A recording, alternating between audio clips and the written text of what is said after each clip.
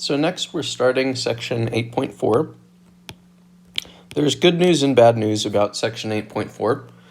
So the bad news is that this is the end of chapter 8, which means that this section will be included on the exam that we're going to take later this week, because exam 4 is all about chapter 8. The good news, though, is that this section is basically identical to section 8.2 with two small changes. So I just want to point out the two changes that we have on this first page. So you'll notice that this set of instructions for these proportion z-tests is basically exactly the same as the set of instructions from 8.2. The two differences are here and here. So when you're trying to measure a proportion from a population rather than a mean, there are two things that we need to consider here that are a little bit different from what we considered earlier for the means. The first is that you need n, your sample size, times the proportion from your null hypothesis. You need that product to be bigger than 5, and you also need n times 1 minus p naught to be bigger than 5. So we'll check that in just a second on the first example here.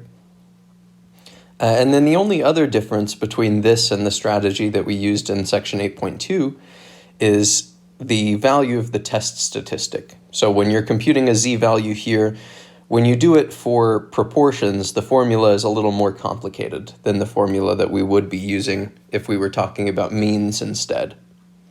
However, other than those two changes, the strategy is going to be exactly the same. So I think it'll be best if we just jump back into examples here. So let's look at example 7.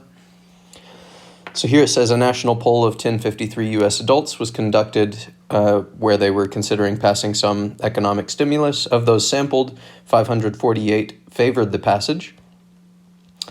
At the 5% significance level, does this data provide sufficient evidence to conclude that a majority of U.S. adults favored the passage?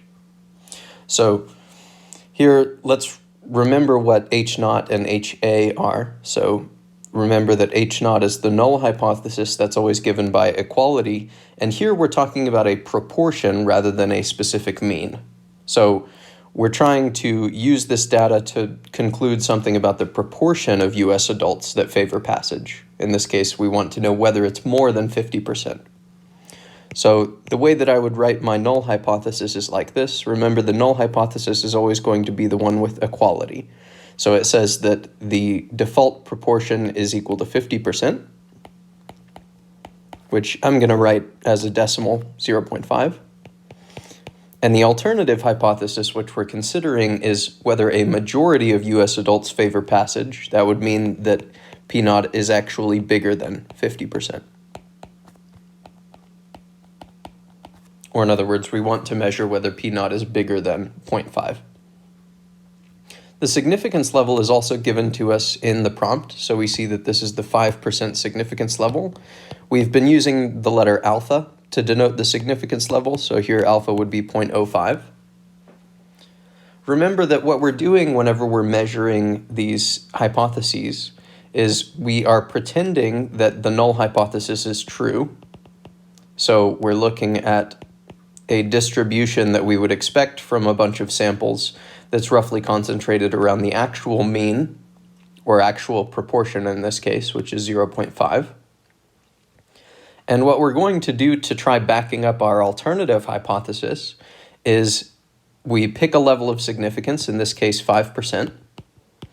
And what we'll say is that if we go out and conduct a survey and we end up getting some results that live in this top 5% most extreme responses, if the null hypothesis were true, in other words, if we end up getting a sample proportion that lives way over here, then that will be sufficient evidence for us to reject the null hypothesis. If we end up getting a sample proportion that lives in these top 5% most extreme values that you would expect from a proportion distribution that looks like this. So that's how we're going to decide whether or not our majority of U.S. adults actually favor passage. We're going to look to see whether the sample proportion here lives in this top 5% most extreme proportions that you would expect if the actual null hypothesis were true. So let's start by computing this test statistic. So I'll go ahead and copy down the formula that was on the previous page. So computing the test statistic is done by taking p hat, which is the sample proportion, minus p naught, which is the proportion from the null hypothesis, divided by the square root of p naught times 1 minus p naught all over n. So there are a few things that we need to compute first before we can finish computing here. So one thing that we need to compute is p hat, which is the sample proportion. So we need to look at the prompt for that. It says that 548 favored passage out of our sample of 1053. So the sample proportion would be 548 out of 1053.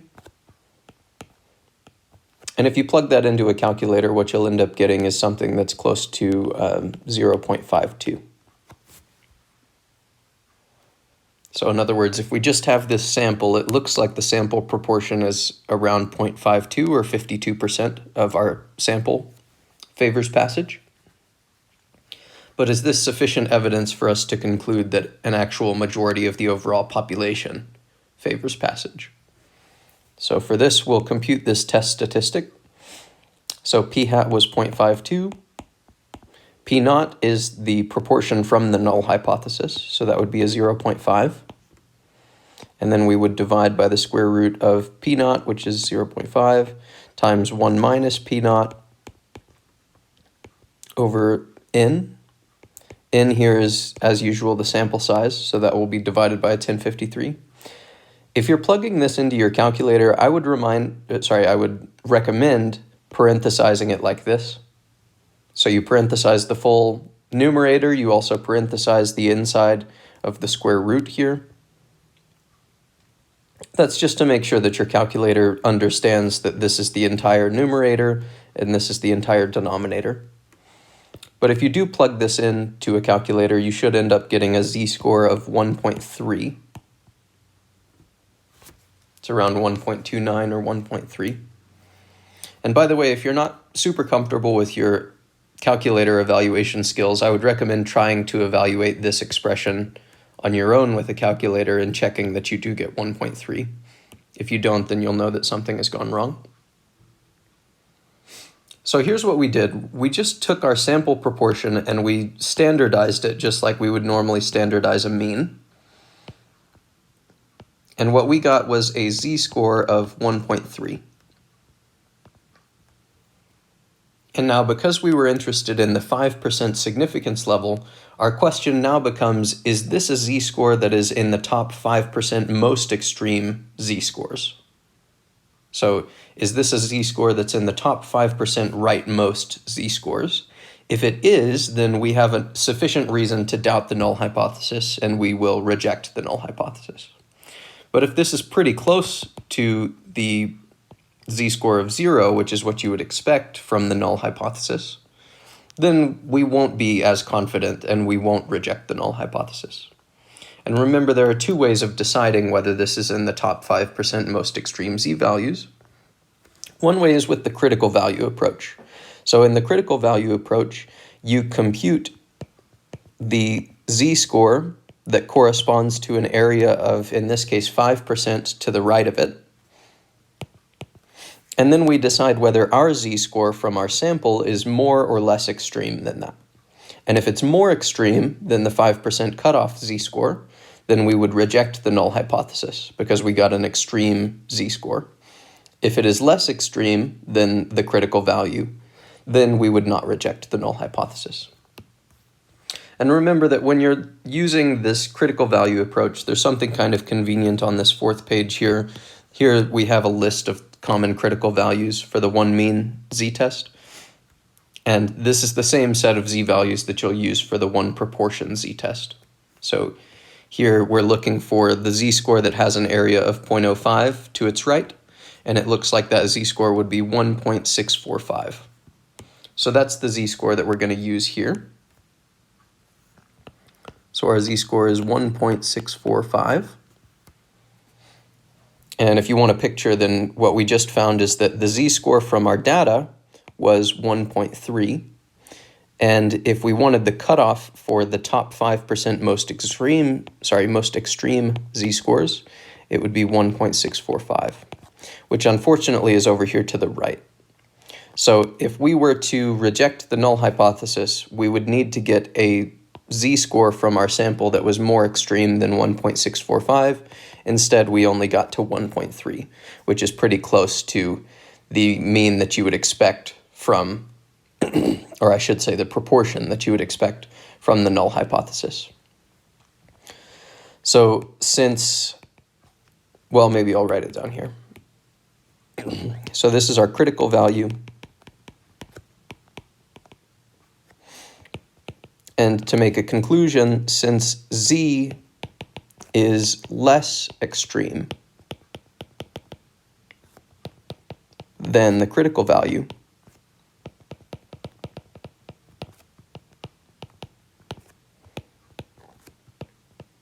do not reject the null hypothesis.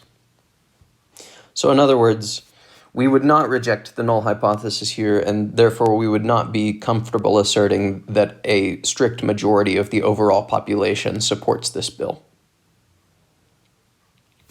So in other words, it's very possible that we happened to sample 1,053 US adults, and among that group, we do have a majority, but still in the overall population, we don't quite have a majority. So this is not drastic enough information for us to get for our sample to reject this null hypothesis that it's roughly half and half.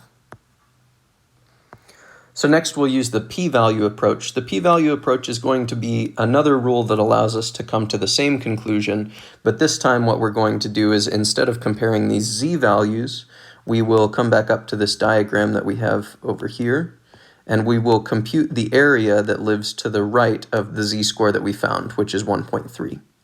And that area over here is called p. And that p can be interpreted as a probability. It's the probability of getting a z-score that is this extreme or more extreme, even if the null hypothesis is true. So let's compute the p-score here, or the p-value. For that, we want the area to the right of the z-score that we found, which is the area to the right of 1.3. So here what I would get is first the left area. So I'll say area to left of z equals 1.3. And for that, we need to use our table. So I will pull up the distribution table. We want the area to the left of z equals 1.3. So I would pull up this table with the z-scores. I go to a z-score of 1.3, and it looks like the area to the left of 1.3 is a 0.9032. So that will be the area that lives to the left. It's 0.9032. So this is a 0.9032, and that means that our p-value, which is the area to the right here, that would be 1 minus 0.9032, which ends up coming out to a 0.0968. So now notice that the decision rule whenever you use the p-value approach is you look at the area that you just found, and if it's smaller, so maybe I'll scroll over to the previous page, if your p-value is smaller than alpha, then that means you got an extreme z-score, and you would reject h0. If p is bigger than alpha, then you would not reject h0. And now in this case, our p-value is 9%, alpha was 5%. So in this case, what we have is a p-score that's larger than alpha, and therefore by the rule on the previous page, we would not reject h0.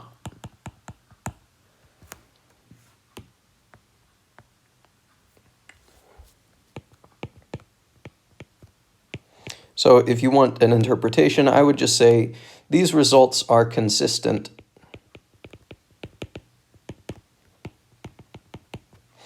with an even split or minority in support.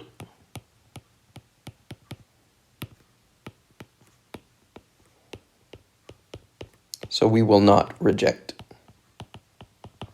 H naught. In other words, this is not an extreme enough proportion for us to get from our sample to be comfortable extrapolating to the whole population that we have a majority in favor of passage. This is maybe more evident if you consider just sampling a small number of people. So let's say I sampled 4 people and 3 of them were in support of the bill. That would not be extreme enough for me to be willing to say that actually a majority of the overall population favors this passage. Now, as your sample size increases, you do expect this to be a closer model to what the actual population is doing. But here, it's still consistent that we would get a z-score as extreme to the right as we have, as extremely far to the right as we have, even if only half of the population supports the passage of the bill. And what this p-score is telling you is that actually there's about a 9% chance that you would get such an extreme z-score as the one that we did from our sample, even if the null hypothesis is true. Or said another way, if the null hypothesis is true, then you would still be getting a z-score of 1.3 about 9% of the time. And that's not significant enough for us to reject the null hypothesis and say that a majority of Americans want this particular bill.